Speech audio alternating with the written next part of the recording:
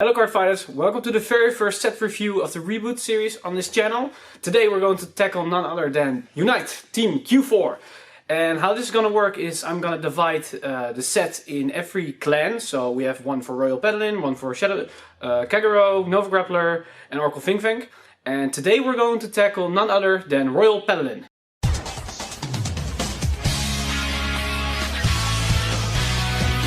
Stand up!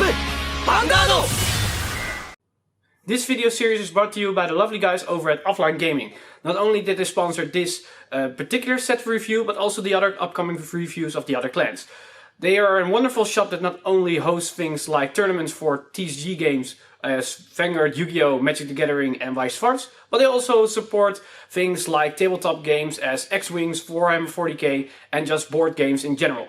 If you're interested in these kinds of stuff, and of course you are, because you're watching this video, then go to their website, links on the screen and down below for other good stuff that they have, because they will ship basically worldwide, and if the shipping cost is too high, then what we always do when we get things from America to Europe is get a bunch of friends together and order big stuff, so the shipping cost is pretty good divided among people.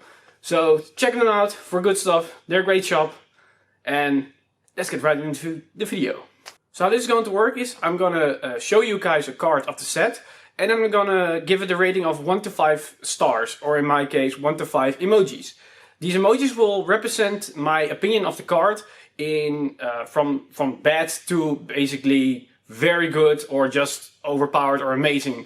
These are the 5 emojis that I'm going to be using. The 1 star is just bad cards. They're plain terrible. For 2 stars they're pretty okay, but they're not very that good. 3 stars are just good cards. They're balanced. They have good positive things about them, but also bad things about them. And 4 stars are just very good cards that basically have no downsides to them. And 5 stars is basically a 100% good card that finishes games, that carries the deck, and basically is meta defining.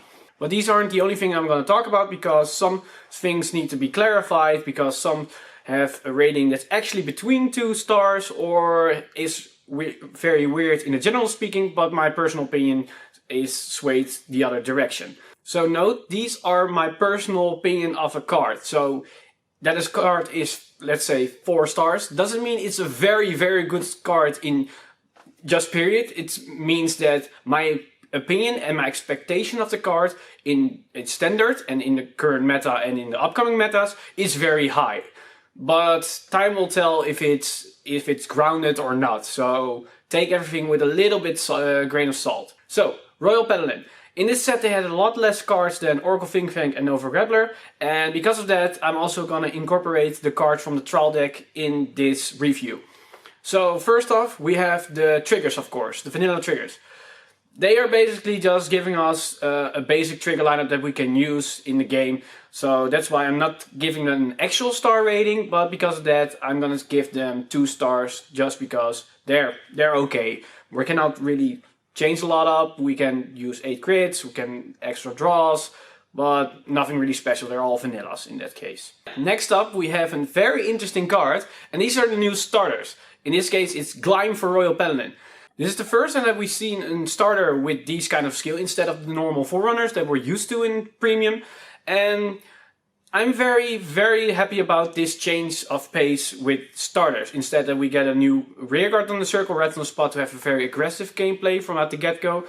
But in this case it's more of a defensive and more utility case because we get an extra draw. And because of that I give these starters, all for every clan in the upcoming videos, 4 stars. Because they really help us with fixing our hand if we miss a grade 2 or a grade 3, because we get an extra draw from it. And it also gets an extra defense card in our hand. So it shows that the game is more on a utility defensive side than really offensive. Alright, next up we have Auspice Falcon. This is basically just not a really good card. The Royal Paladin doesn't really have it doesn't have any counter charge options in the current deck. And to give power away for Counterblast isn't really that great. It also doesn't have a high attack value on its own, so 1 star, nothing really redeemable about it in my opinion. Next up we have Strong Knight Runoria. This is just a normal perfect guard that we're used to.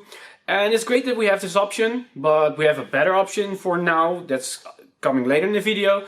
And because of that, I give it 2 stars. Not that it's a bad card, but it's nothing really special, nothing really new, and it's just an extra utility option, but for now, not that great. Then we have one of the main cards from the trial deck, that's Knight Squire Ellen. This is a very good card, and it shows the new things that Royal Paladin is going to maybe focus on, depending on if they're gonna keep this trend. But a very good card, 3 stars, because it really helps with refilling your hand instead of plussing by superior calling cards from the deck. This one just calls cards from your hand and you get another draw. So, good card, 3 stars worth. Next up we have the trusted one that's always with Blusterblade, and it's of course Vanguard. This card is pretty good. It's an 8k base, that's definitely a plus on that. But it also has an amazing power up when it's paired with Blusterblade. And it doesn't have to be on a Vanguard circle, it can be in any column. So that's also a big plus, that it can be used on multiple occasions, because Blusterblade will be ping-ponged around with all the Alfred skills. But the fact that with the new Blusterblade skill that I'm getting a crit, and this 5k adding to it, means that you can build a 23 column in the center. And that means that you can stall on your grade 2 if you don't have any grade 3s, and keep coming for a crit every turn with 23. That means that they always need to guard 50k or 20k. There's always a one to pass. And this enables you to basically win games on grade 2 or stall long enough if you don't have the grade 3 to basically make your games worth. So in that part, it's definitely a 3 star worth. It's not higher because it can only be used with Blusterblade, but because of this great asset, it's definitely a 3 star card. Next up we have Sage of Arts Joran. Yeah, it's just a basic card with 10k base that can get extra power if you have 3 rear guards. Not that really special. 2 stars. It can be used in occasion, because with 8k booster it can be a 23 attacker, so it's not that bad. But it's also nothing very special, and don't think you see it much of it, so 2 stars. Then we have, of course, the poster boy of the clan, and that's of course Blusterblade. Well, I don't think I have to tell you that this card is definitely 5 stars worth. I mean, with only this set we have seen the synergy of the different, with Alfred's, Wingle and whatnot, that is so strong. And the extra crit on it, it's basically the old Blusterblade with the retire options. Instead it can retire also now back row, so that's an upgrade. It's a 10k base, so that's an upgrade. And it can have a crit if you have a full field. So it's basically old Blusterblade, but better in every single way. And seeing how good the Blusterblade engine was in Premium, so in the G era, I'm very highly expecting things in the future with standards, with all the Blusterblades Royal Paladin support that's going to be coming. So definitely 5 stars. Next we have the Silent Knight Guillotine. Yeah, it's basically the vanilla that it's always been. It get an upgrade on the shield value, nothing really special, 1 star. Then we have Star Drive Dragon, the so-called legendary card in the anime series. But it's not so legendary in the real game, so 1 star. Now we get to the Royal Paladin main grade 3 from the trial deck, Alfred Early.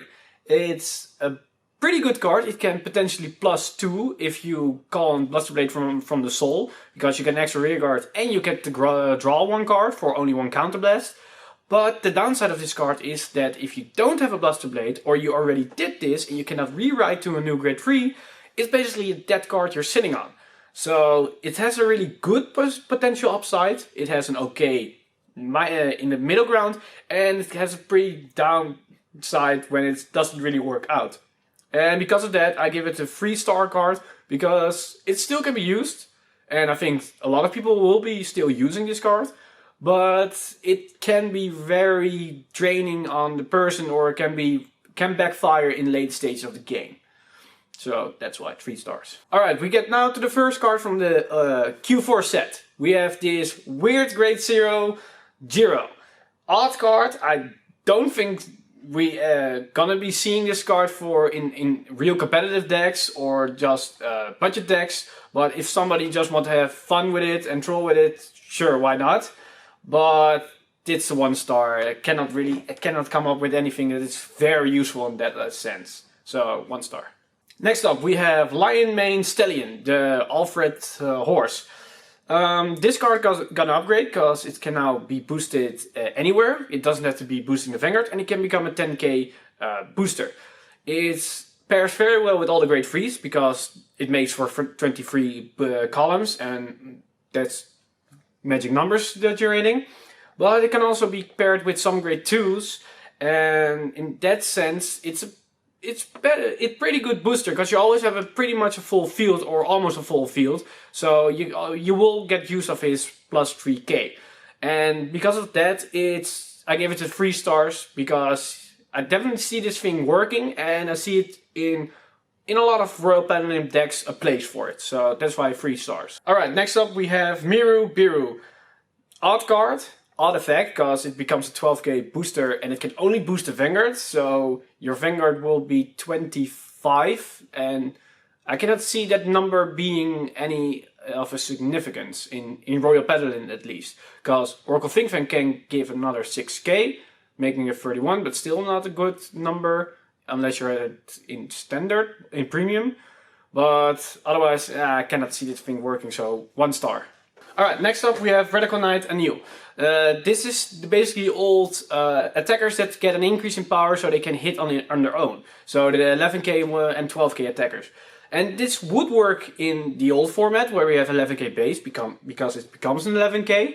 But with the new increase to 12 and 30k base, this doesn't really work anymore. But when you boost it, it becomes potentially an 18k, because if you have an 11k and an 8k booster, a 7k booster, it becomes 18 or 19 depending on what level of booster you have. So in pairing with another grade 1, it can hit the Vanguard with a magic number, but not on its own anymore.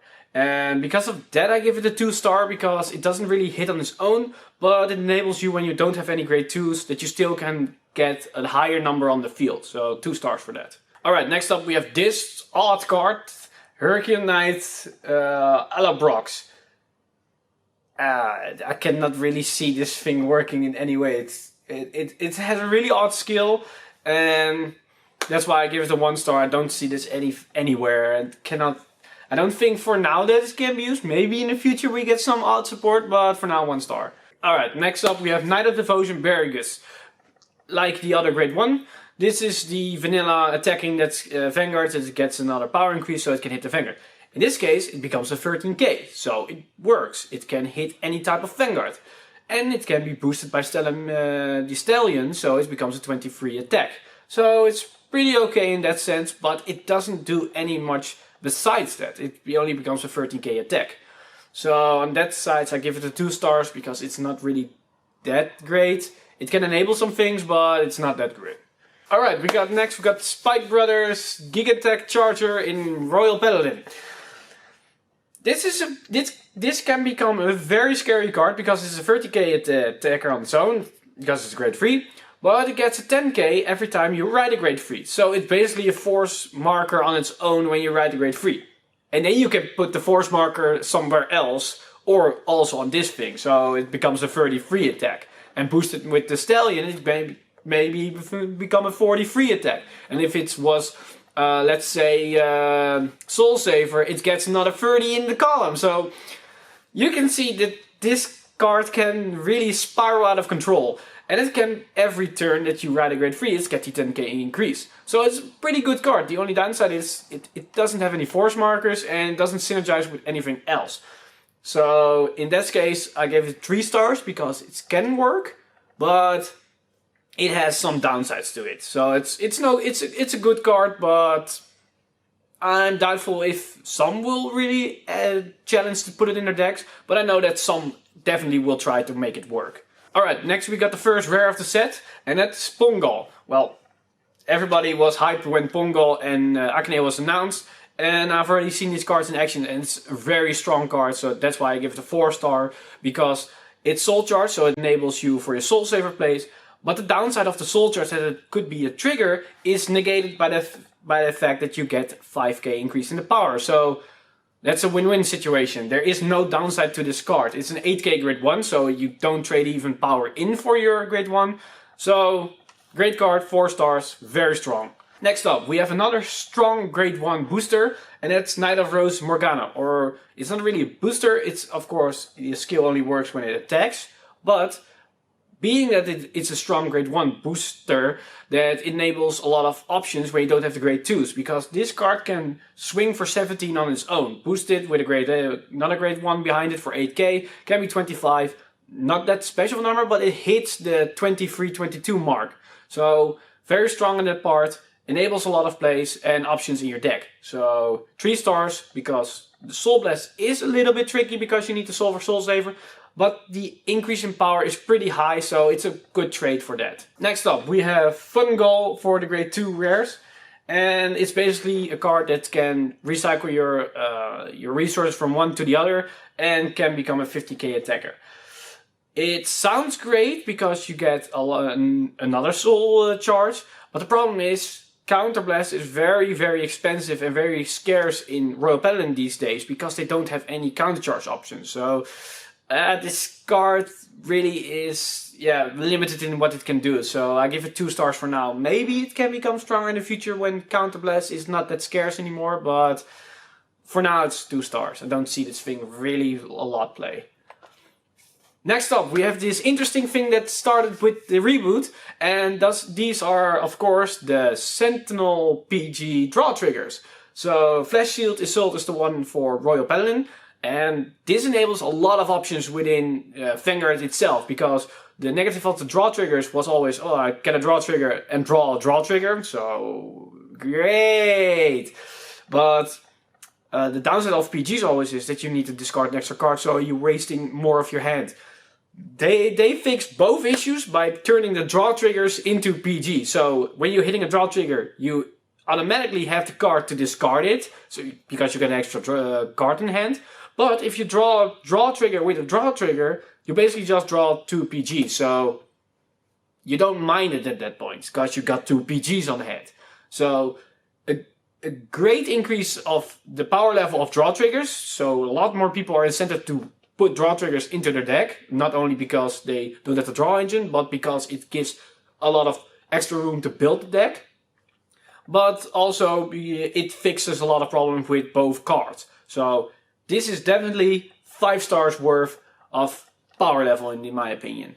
Great card, and I definitely would see a lot of these. Alright, next up we have the first of the normal double rares, and that is Little Sage Marin. This is a very strong card. It's basically Night Squire Ellen, but it doesn't require a card in hand at the moment it's used because she can stay on the field. And they basically do the same thing besides that. But Marin can be used multiple times over the course of a game, and Ellen only once the moment you place it. So that's why this card is not 3 stars, but definitely 4 stars worth. Alright, next up we have a controversial one, and that's Conjurer of Mithril. A lot of people give this card a lot of hate because they say, yeah, the cost is too much and you don't really get a lot of it. But I see a lot of potential in this card. And because of that, I give this card 4 stars. Because this is currently the only card that can superior call any card, a grade 2. And it's not limited to a specific card like Blusterblade or Pongal. And because of that, this card can potentially fix your entire field in 1 turn. Because it can call Akane. And Akane can call Pongal, basically getting 3 cards with only 1 card in hand. Because if this was your only card in hand, you could do this. And it will only cost 2 Counterblasts, because Pongal will soul charge the Soul Blast you paid for Mithril. So let's say you're on the Soul Saver turn and you have only 2 grade 1s. You can do this if you have 2 Counterblasts and basically still use Soul Saver skill because you didn't minus on your soul if you had 5 soul. And that's not really that hard to do with all the soul charge options. So that's why I give it 4 stars. And the more support that's coming out, this card will only get better and better and better because it has more hit options for grade 2s to search out of the deck. Great card. Next up we have the triple rare, that's High Dog Breeder Akane. Well, basically this enables a lot of options within the current Soul Saver deck, so that's why I give this card definitely 5 stars, because it searches out another card, it helps building a good column. This card is also a 13k attacker if it's boosted by High Beast, meaning that if this is boosted by the Stallion, it becomes a 23 column. So that's why Stallion becomes even better, because it works with Akane. So, and the extra soul charge that it enables from Pongo by searching a Pongo from the deck really helps with the Soul Saver turn. So this card is basically carrying the whole deck on its own with an extra help of some other cards. And we, of course, talking about Akane, I need to talk about Soul Saver, and that's the next card that we're going to discuss. Well, if Akane is a 5-star card, then this card is definitely also a 5-star card, because this is basically your kill card. And at first I was a little bit skeptical about how strong this card is, but after playing a lot of games last weekend, I've seen the power level of this card is very, very high. The extra 30k on columns is ridiculous, and getting a two hits for Soul Blessing 10 isn't really that hard to do in one game. So this card is not a one trick pony. It can do it twice, and if you're really, really tenacious, you can even do it three times in a game. So this card is definitely 5 stars worth. And now we get to the last card, the VR of the set. Alfred, King of Knights, Alfred itself. Well, a lot of people were very disappointed when this card came out, because it doesn't really have that strong feeling as Soul Saver has, but it has a lot of presence on the board. It can Superior Call Bluster Blade each turn, making it 15k, and because you're gonna be putting the force marker beneath your Rigard Circle, it's going to be a 25k attack, and Alfred will be 23 on his own. If you have the Stallion behind it, it's a 33 attack. And this is continuous while the Bluster Blade's out. If the Bluster Blade is retired or shut down, you can just call another one turn after that, and you can do it again for as long as you have Bluster Blades in your deck. So this card you can be sitting on this card for a long time and it won't even be that of a big deal for you, because you keep pushing out a lot of pressure. And that's why this VR deserves its 5 stars in my opinion. It's not that bad of a card that people thought it is. It has a lot of strong options and a strong pressure against your opponent. Soul Saver needs to be built up to it. This card is its own thing. It doesn't need any help. It fixes its own problems. With the first wave of Royal Paladin support, we've seen a lot of very strong cards, but they only revolve around one specific engine, and that's Soul Saver Dragon. And that's pretty obvious because it's the first set, and it cannot really support a lot of different engines because they are limited to a few cards. You can see a little Alfred engine and Soul Saver, but it's primarily Soul Saver. But we see some odd cards that are very strong and that don't really work with any specific engine, like Mithril for example. But a lot of the cards in this set are basic generic stuff like vanillas or simple power increases, and that's very obvious because it's the first set of the reboot, and they cannot really power spike it now, but we're gonna see more interesting cards, more powerful cards when Royal Paladin get future support. So I'm very interested in what they're going to give us in the future, how long it's going to be, maybe in about 4 or 5 months, maybe in 12 months, but we have to wait to see if Soul Saver is going to be the main guy for a long time, or maybe we're going to step away to something new. But who knows? I hope you guys enjoyed the video, and as always, hit the subscribe button and the bell button below to be updated when I upload more videos. I'm Mr. Time Leap, and see you guys in the next one.